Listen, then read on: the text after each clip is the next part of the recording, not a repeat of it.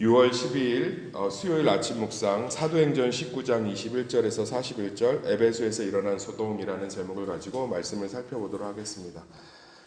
사도 바울은 이제 두 교회에서 오랫동안 머물면서 말씀을 가르치고 전했습니다. 제일 오래 머물렀던 거는 에베소 지역이고요. 2년 정도 머물렀고요. 어제 살펴봤지만 그 다음은 고린도 지역입니다. 고린도에서는 한 1년 6개월 정도. 지금으로 생각하면 담임 목사님을 2년 1년 6개월 밖에 안 한 건데 실제로는 이 당시에 사역자가 없어요, 거의. 그러니까 어마어마한 사실은 오랫동안 머물렀던 거예요. 그런데 굉장히 놀라운 기적들이 많이 일어났습니다. 특히 에베소 지역 가운데 어제도 봤지만 마술책들을 버리고 가치관이 변하고 삶이 변하고 두란노 서원에서 날마다 하나님의 말씀을 공부하고, 그러니까 막 도시 전체가 성시화가 된 거고, 뭐 가정들마다 막 기쁨의 소리들이 넘치는 거죠. 웨일즈 대부흥 같은 모습이 일어난 거예요. 실제로 이 웨일즈 대부흥의 기록들을 보면 이 공장에는 부품들을 보관할 창고가 없었대요. 왜냐하면 훔쳐갔던 부품들을 다 회계하고 반품해서 그 부품들을 보관할 창고를 지어야 됐고, 경찰 공무원과 이런 군 공무원들이 실제로는 실직하는 사태가 일어났습니다. 몇 년 동안 범죄율이 0이어서 교도소에 흰 깃발을 걸고, 역사상 처음이라고 그러더라고요. 범죄자가 한 명도 없는, 그래서 경찰 공무원이 필요가 없는 게 웨일즈의 대부흥이거든요. 그런 일들이 에베소 안에 일어난 거죠. 그러자 사도 바울은 두 가지 계획을 세웁니다. 하나는 로마로 가는 계획과 하나는 예루살렘으로 가는 계획이에요. 이게 왜 중요하냐면 로마로 가서는 이제 이 복음이 정말 하나님께서 본격적으로 이 유럽과 소아시아 지역을 통해서 확장될 것에 대한 확신이 있었던 것 같아요. 그래서 그 당시 세계의 중심이었던 로마에 가서 로마 교회를 돌봄으로 로마 교회를 통해서 복음이 더 빨리 전파되기를 아마 추구했던 것 같고요. 그 다음에 예루살렘에 가서 이 이방인들에게 임한 부흥을 보고함으로 말미암아 모든 교회들이 이 선교와 전도에 관심을 갖도록 하는 것에 목적이 있었던 것 같아요. 저는 이것을 묵상하면서 굉장히 많이 반성했습니다. 사랑하는 성도님들, 우리는 하나님께 그렇게 응답을 간구하고 하나님 앞에 그렇게 문제 해결, 내가 원하는 바를 기도하지만 그것이 해결된 뒤에 나의 그 경건을 더 깊게 하고 더 내가 하나님 앞에서의 믿음 생활과 말씀 생활을 더 계획적으로 준비하고 있나요? 사도 바울은 에베소 지역에 부흥이 일어났으니까 나는 여기서 교회 건축하고 당회장 돼서 열심히 좀 제 베드로처럼 살아봐야겠다 생각한 게 아니라 더 복음적인 계획들을 세워갑니다. 제가 참 안타까운 것은 하나님께서 우리 가운데 은혜를 베푸시는데 그 다음 우리가 더 믿음의 행보들을 이어가는 것이 아니라 오히려 그 은혜 가운데 머물러 있는 경우들이 참 많습니다. 그것은 평생의 문제 해결만 받는 인생이지 실제로는 말씀과 믿음의 능력과 열매를 경험하는 삶은 아닙니다. 사랑하는 성도님들, 사도 바울은 자신에게 임한 이 놀라운 축복을 자신을 위해서 사용하지 않고 하나님에 대한 계획들을 더 세워갑니다. 근데 우리는 이 문제가 해결되면 벌써부터 이제 내 삶들을 준비하고 있는 거죠. 그 문제가 하나님 앞에서 이제 다 지금 해결이 되면 벌써부터 이제 나의 어떤 삶의 질들을 높일 준비를 하고 있는 거죠. 그거보다는 한 번 더 그렇게 기도 가운데, 말씀 가운데, 예배 가운데 위로하시고 해결을 주신 하나님을 더 믿고 그 하나님과의 더 깊은 교제로, 더 그 하나님에 대한, 더 그 하나님의 뜻 가운데 서 있는 더 그 모습으로 나아간다면 우리는 문제 해결의 인생이 아니라 정말 놀라운 하나님의 능력을 경험하는 인생이 될 줄 믿습니다. 제가 존경하는 김서택 목사님 이런 얘기했어요. 어떤 신자는 평생 나 같은 죄인 살리신 찬송만 하는 성도가 있는 반면에 어떤 성도들은 천성을 강에 가는 그런 성도들이 있다. 그러니까 그 얘기가 무슨 얘기냐면 평생의 신앙생활의 간증이나 추억을 떠올려 보면 죄 짓고 용서받고 문제 있고 해결받고 요거밖에 없는 거예요. 나 같은 죄인 살리신 이 찬양밖에 없는 거예요. 실제로 하나님이 주신 풍성한 능력과 열매를 경험하기보다. 그러면서 김서태 목사님이 하신 말씀이 그래요. 우리는 하나님께서 은혜를 베푸시면 그때부터 시작인 거다. 그런데 우리는 은혜를 받으면 거기서 멈추려 한다. 사도 바울은 그렇지 않았습니다. 에베소 지역에 큰 은혜가 임했을 때 사도 바울은 그것을 시작으로 로마와 예루살렘을 통해서 본격적으로 하나님의 선교와 전도가 풍성해지고 활발해지기를 준비하고 있었습니다. 우리도 마찬가지입니다. 문제가 있으면 계속 그 문제만 기도하지 마시고요. 이 문제 끝에 나는 내 믿음에서 어떤 가치관들을 주님 앞에 내려놓고 또 나는 이 문제 가운데서 하나님 어떻게 하나님 앞에서 준비하는지 그것들을 쭉 살펴봤으면 좋겠어요.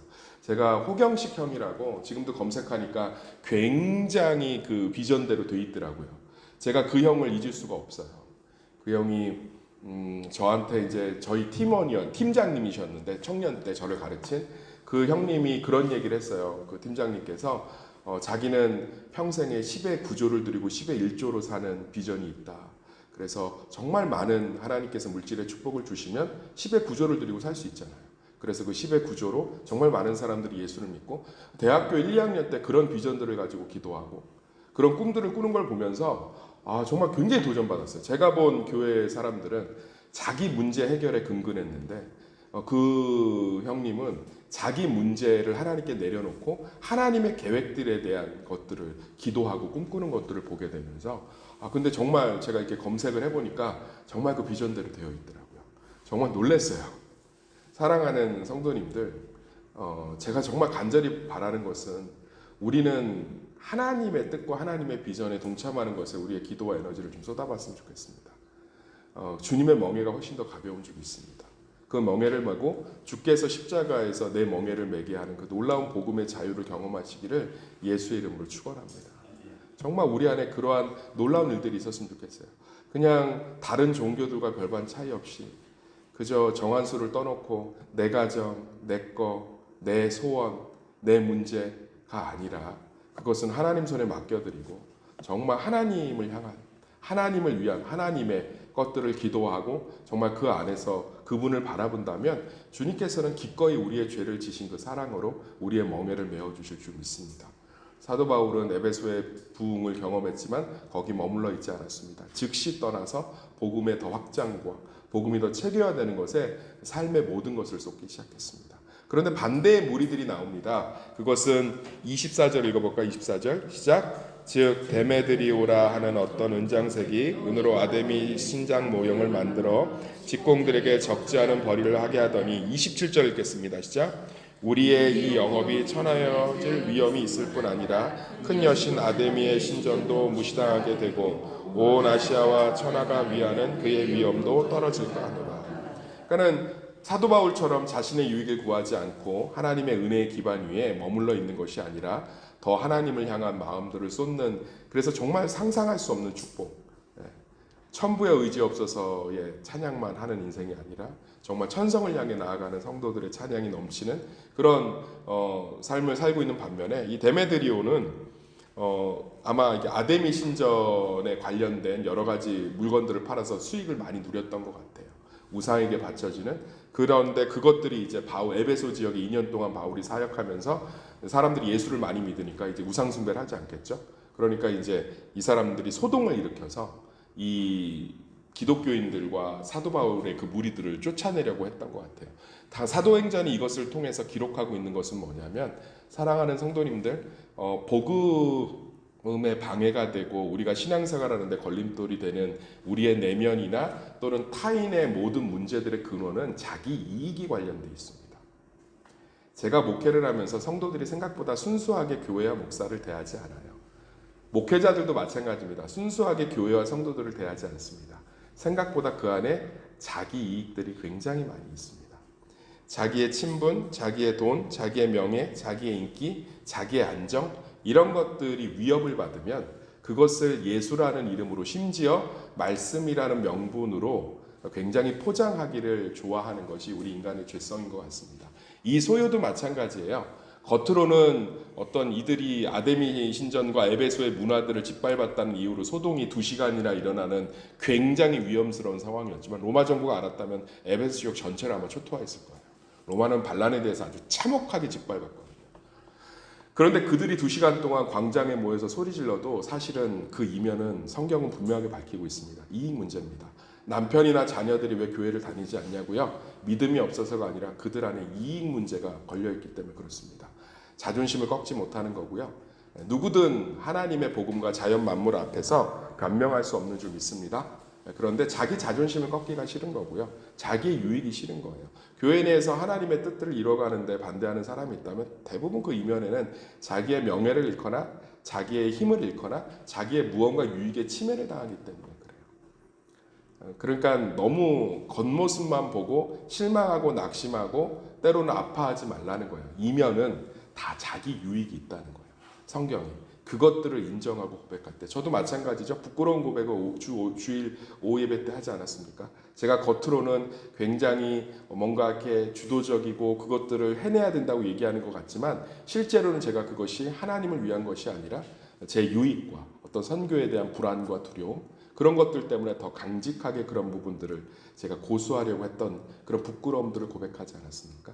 겉으로는 굉장히 포장할 수 있죠. 그것이 하나님의 뜻이다. 그것이 기뻐하는 것이다라고 얘기할 수 있었지만 실제로 제가 하나님과 말씀 앞에서 감히 저의 그런 죄성을 덮을 수 없었습니다.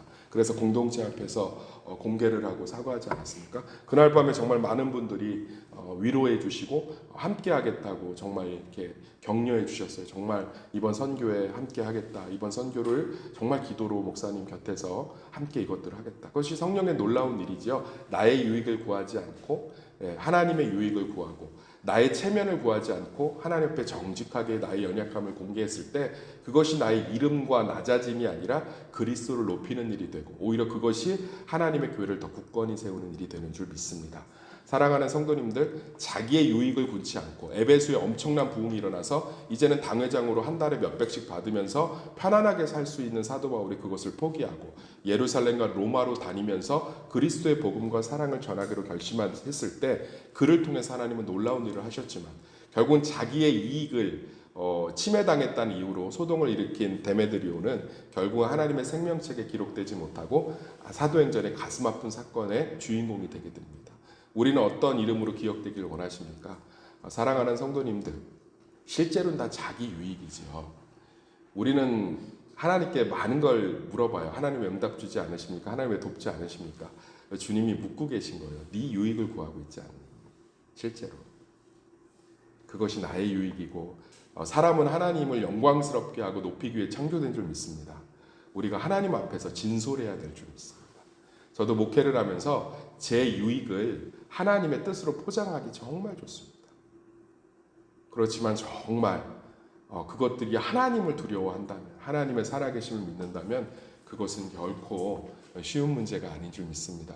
우리는 우리의 유익을 구하면서 하나님께 나아가는 성도입니까? 아니면 우리의 유익을 버리고 자신의 생명을 내어주신 예수 그리스도의 그 십자가의 길을 따라서 오직 하나님의 유익을 구하며 살아가는 성도입니까? 우리 정말 이 일을 통해서 그랬더니 무슨 일이 벌어지죠? 이제 사도 바울이 뛰어들어가서 이 사람들을 진정시키길 원했어요. 그런데 수많은 사람들이 말렸습니다. 사도 바울은 이 문제를 반드시 해결해야 됐어요. 사도 바울이 여기서 이 문제를 해결하지 못하면 사도 바울의 선교는 완전히 와해됩니다. 그런데 하나님은 사도 바울이 아니라 믿지 않는 서기장을 통해서 이 문제를 지혜롭게 해결하십니다. 자, 다시 한번 정리해드리겠습니다. 자기의 유익을 구하지 않았던 사도 바울. 문제가 해결됐죠. 교회가 부흥했습니다. 거기서 사람이 받으면서 먹고 살 수 있습니다. 자기의 유익을 구하지 않고 하나님의 유익을 구했던 사도 바울은 그 큰 문제를 하나님이 해결하십니다.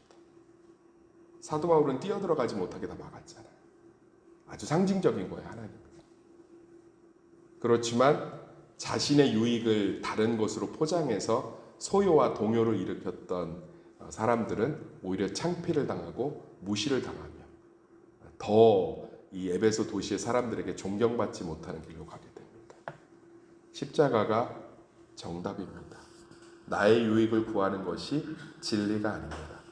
예수 그리스도와 이웃의 유익을 구하는 것이 참된 풍성함의 시작이 되는 줄 믿습니다.